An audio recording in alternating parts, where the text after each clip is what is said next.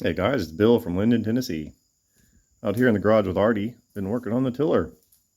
Made quite a bit of progress. Last time we saw it, I think I was at a tractor show, and I didn't have the motor on, but as you can see, I do. It's all a little bit temporary right now, but all the brackets are made, everything.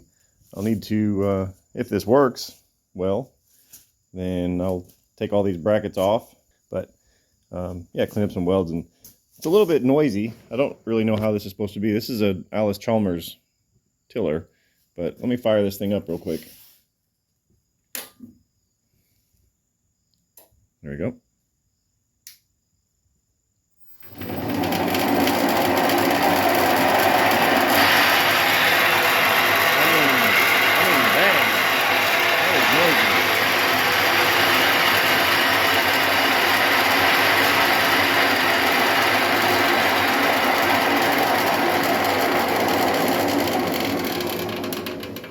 Yeah, I don't really know how noisy that's supposed to be, but something tells me not that noisy. I squirted some grease into these little zerks. I don't know what the inside of this thing looks like. This might just be all straight cut gears, and that much noise makes perfect sense. This has got about a 10-to-1 gear ratio, and 10-to-1 ratio in it, and this is a 9-inch, and that's a 4-inch, I think. So that's about call it a 2-to-1. So that's a 20-to-1 overall gear ratio, and with 3,500 RPM there, half of that is what, 1,700 RPM. So that's only 170 RPM for the tiller blades, and I think they need to be about 200 or 300. So what I may do is I can step up that pulley size a little bit, but if I do that, then I'll have to get a different belt, and that's kind of a nightmare. It's not a nightmare; it's a pain in the butt because I already have that belt. I already paid for it. Anyway, let's take this thing outside and see what it does.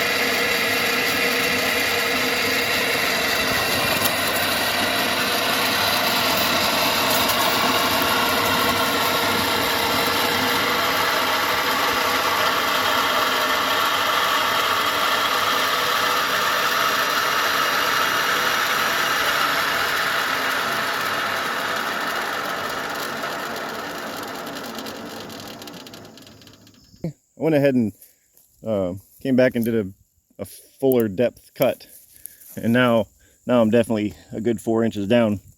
But it doesn't cut the middle section. Is that a tiller thing? I don't know. Maybe somebody can tell me. But yeah, that works pretty dang gone good. It still has a tendency to push me a little bit if it gets a hold of something hard, or some hard packed dirt. But overall, that works pretty good. I guess really what you do is you just do a couple passes over it, and yeah, there you go. So, but heck yeah, works good. All right, guys, well, fast forward a half a day. I would call that quite a success.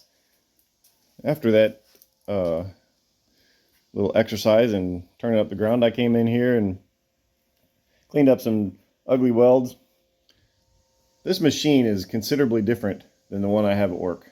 The one I have at work is much more powerful. We run a bigger wire and has a lot more fine tuning. This one has just got like A, B, C for heat range and 1 through 8 or whatever for wire feed. So it's just different than what I'm used to. So every time I come in here and use it, I have to kind of relearn how to do it. Anyway, yeah, that worked out really, really good. That ended up giving us about a 3, maybe 4-inch cut, dig, I guess. It will go down further than that. I'm not really sure how much further. If I ever need it to go down further, all I gotta do is just add another link to this, and that'll be that. And it used about 40 amps to churn up the ground like that. So with a full battery, this will be able to till for about an hour. So that's a pretty long time. That's pretty cool. Went ahead and weighed this thing. Go ahead and insert that now.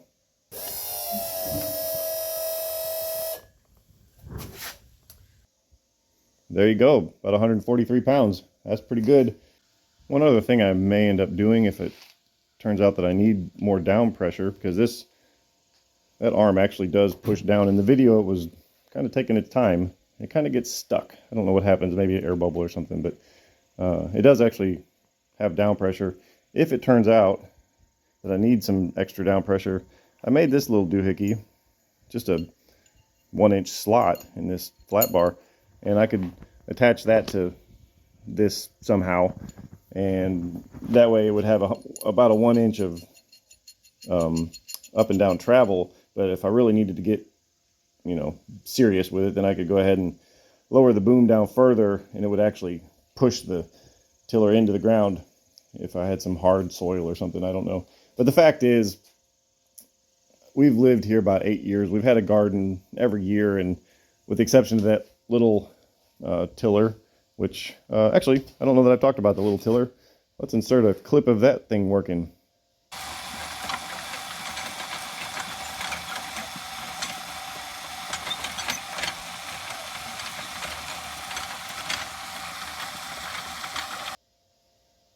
Yeah, so that was pretty cool. That tiller itself was really small, obviously, and so was the tractor, and not very heavy. It didn't have very good brakes.